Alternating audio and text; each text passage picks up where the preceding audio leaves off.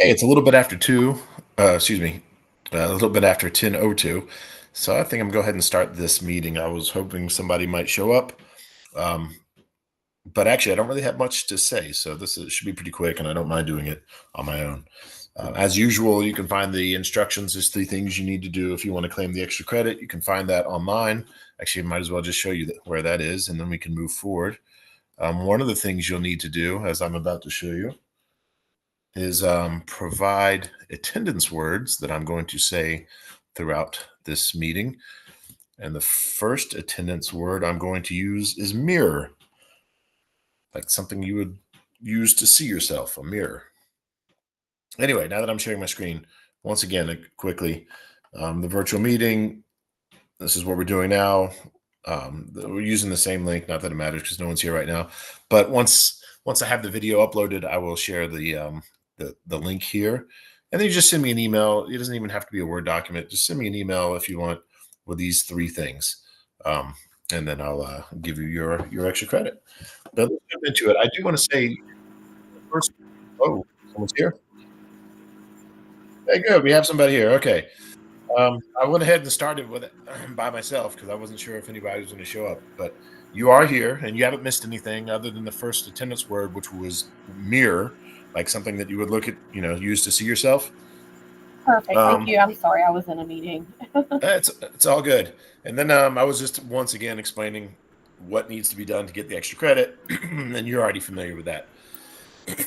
Excuse me, I'm a little sick. Me too. Excuse me too. So I will say this: this one's going to be a little bit different than the previous ones because based on the attendance to these meetings and the responses I get for the extra credit, it's the same people attending these and the same people not attending them. So I'm not going to waste time going over the mistakes from Module 4 because they were exactly the mistakes I said to look out for. So when we met last week and I said, all right, make sure you do this and don't do that, that's exactly what they did. So for that reason, unless you have a specific question, which would be great, but if you have a specific question about the Module 4 discussion or the Module 4 lab, and maybe the quiz or exam, but if it was a quiz or an exam question, that might be better for just a one-on-one. But do you have any questions specifically from the last module? I don't really have any questions. I don't think I struggle with the exams, but I think that's my own personal anxiety. Right. Well, and that's a good time for me to remind you guys. If you want, you can meet me online to take those exams, and that way you can eliminate the time limit. And you could also go, like I've mentioned before, those questions are purposely weirdly worded. So it wouldn't hurt, if you were online with me, you could also say, hey, can you clarify what exactly this is asking? Right. And, so I'm here to help for that. So you guys just let me know. Yeah. I've had the pneumonia and I'm just playing catch up. So. I understand. I kind of am too. All right. Well, in that case, we will move on to Module 5, this week's stuff, and look at some stuff here. Virtual meeting discussion. I will first point out the stuff that I always point out because people are still making the same mistakes. First of all, the initial post is due on Wednesday. Actually, that's more of my other section.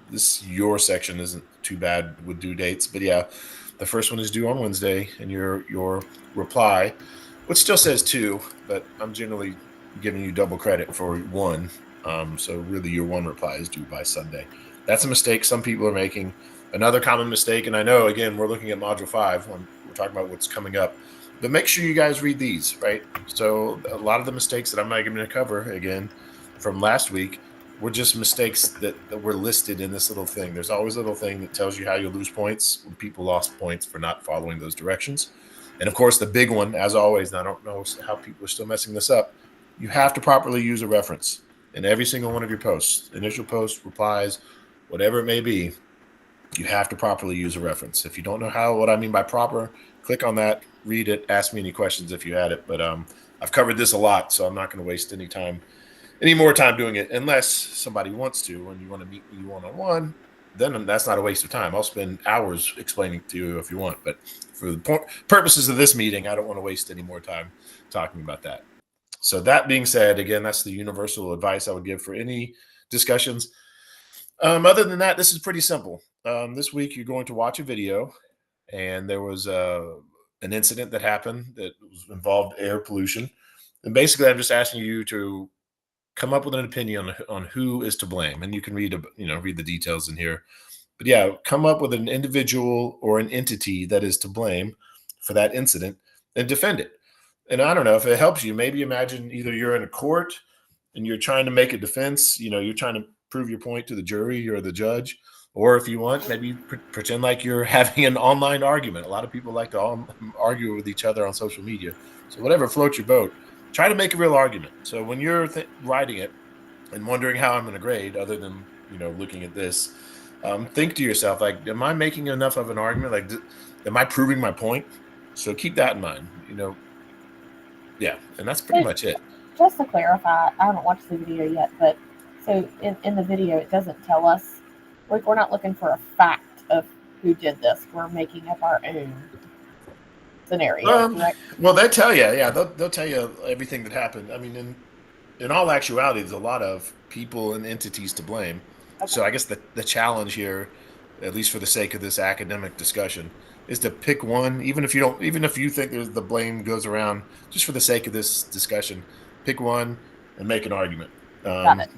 And a lot of previously what students have done, and I thought this was very clever because I've never written this to have them do it, but they've looked at other cases of similar things that have happened or things that have happened in that area prior to this happening. And like, oh yeah, see, this group of people is indeed negligent, and they've been found negligent before, things like that. So good question. Any other questions? All right. Oh, no, I didn't really talk about the reply. So let's see here. For the sake of this exercise, you decide who to blame. Yeah. Your replies. Let's see. Grammatical. Oh yeah. So for your reply, it's pretty straightforward. Just to agree or disagree with somebody. Just, again, make an argument. So if you're agreeing with them, add some more information that supports their argument. Or if you're agreeing with them, you could look at their source. They said, hey, this is this information, XYZ, according to this source, XYZ. And then if you want, you could look it up and find another source. I'm like, yeah, you know what? According to this source, your statement is also correct, right? So you could support somebody's argument that way. Conversely, you could do the opposite, right? So you could, if you were arguing against somebody, you could say, sure, your source says this, but according to this source, that's not correct. Or even better, if you can find somebody in a mistake, you could say, I know you said your source says this, but you misinterpreted what your source says. Just basically, again, you're arguing for or against them. Just add to the discussion. Make sure you use some sources because you're bringing in additional information, whether you're arguing for or against. Does that make sense? All right, let's hope so. Anyway. Yes, it does. Okay. The next word for attendance, let's see. How about pollution? Pollution is the next word for attendance. And are there any questions about the Module 5 discussion before we move over to the lab? All right. It's an easy. Huh? We're good to go.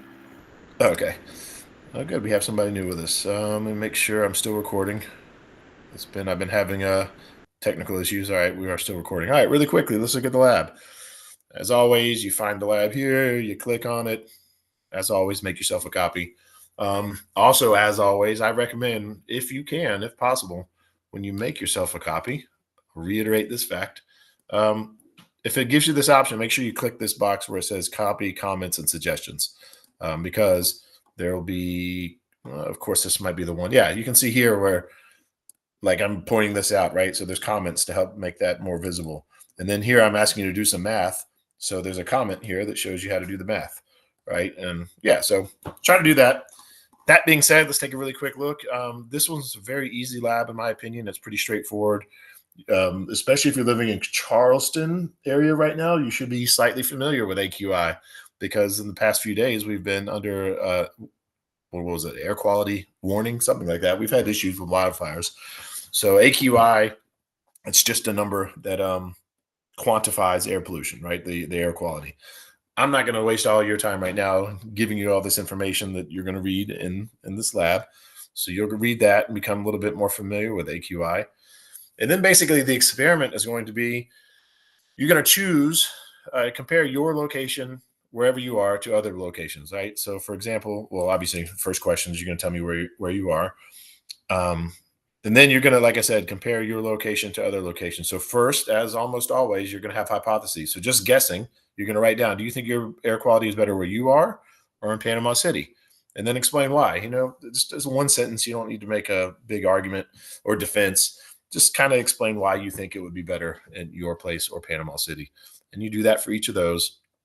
Now, granted, I don't expect everybody to know every one of these locations. So maybe once, if there's one location you don't know why, you could just write, I'm just guessing. But maybe once. If you do find yourself just guessing more than once because you're not familiar with the location, look it up. You don't need to do a lot of research, but just look it up. I'm not saying necessarily look up the air quality because that's what you're going to be doing for your so-called experiment. Just, I don't know, look up a few articles, see what or pictures, whatever you want, population size, whatever it is about that location. And that's how you're going to do your hypotheses. And again, make sure you do. This is the biggest mistake people make. It's a two-part question, right? So you're going to say which place has the better air quality and why.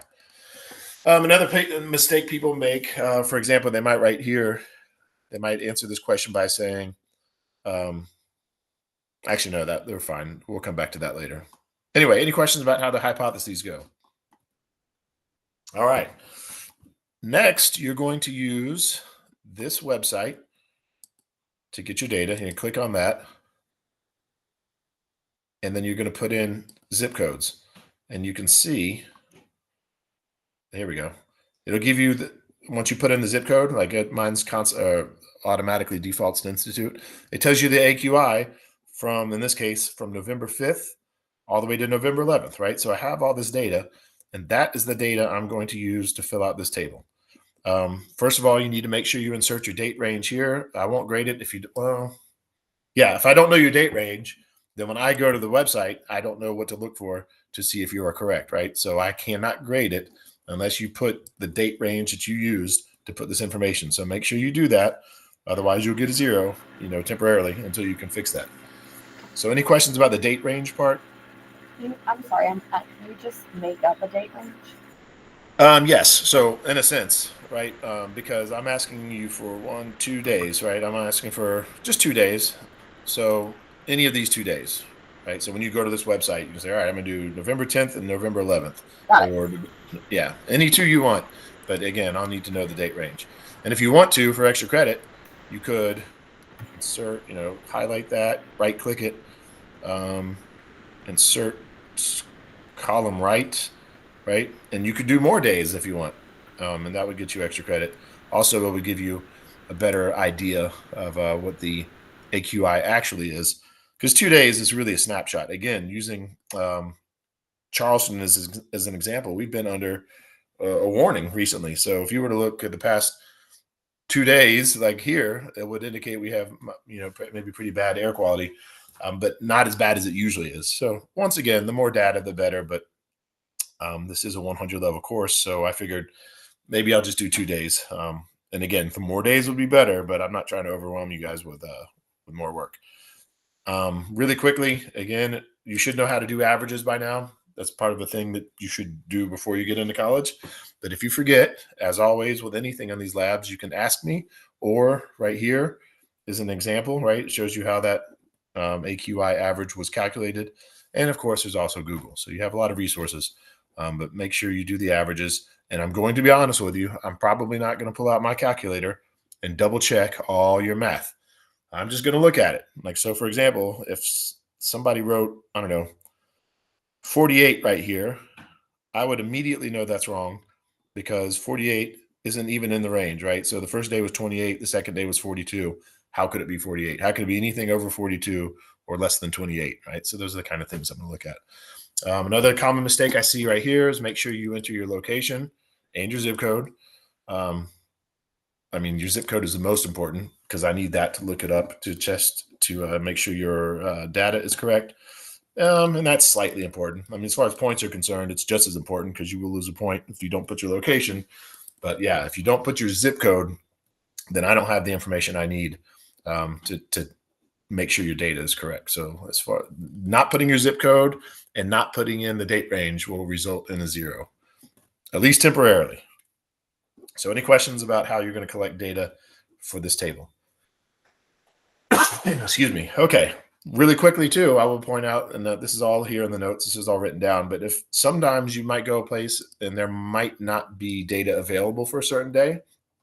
So if maybe you have data available for day 1 but not day 2, then you can just leave it blank, right? But if for some reason you have 2 days consecutively that have no data, then you could just use this website. Actually, this is nothing but a Google. You can just Google and yes, use this link. There's a lot of different places that have AQI information. So once again, the point is sometimes you might not have data when you look it up. And in that case, you just use your brain, right? Try to find a different website to find the data. Or if you absolutely have to, maybe just change one of these locations, like the location where you're not getting data, come up with some other place and put that in there. So any questions about that?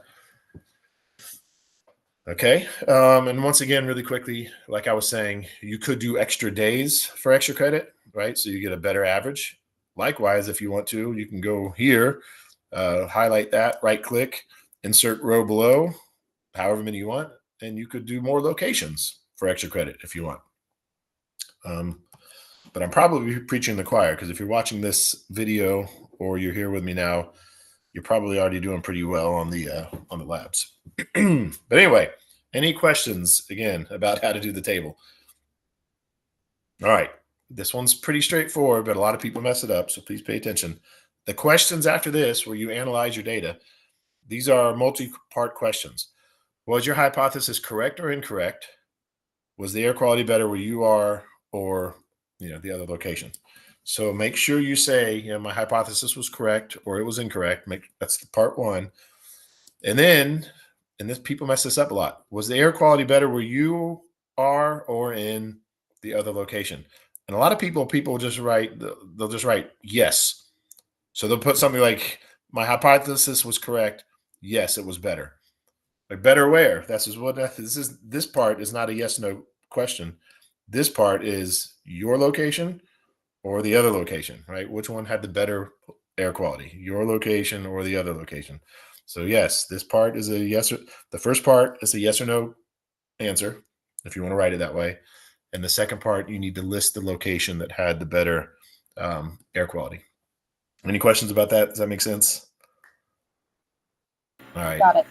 Okay. And once again, even though this is written right here, I want to reiterate this because some of you guys, you might be thinking, why do I have to repeat all this? So I will read it right here. Yes, I can look back and compare your hypothesis to your data. I see how this might seem repetitive. However, many people lack the very important ability to reflect back on their hypothesis, compare it to their data, and draw correct conclusions. Thus, you need to tell me if it is correct or not, right? So again, part of this lab or any lab is you being able to look at the data and figure out if your hypothesis is correct or not. So I'm not doing it for busy work. These questions are like that for a reason. Trust me, if it was up to me, if I was trying to make things easy, I would get rid of those because my grading would be a lot quicker. So the last thing I'll say about those questions is these last two.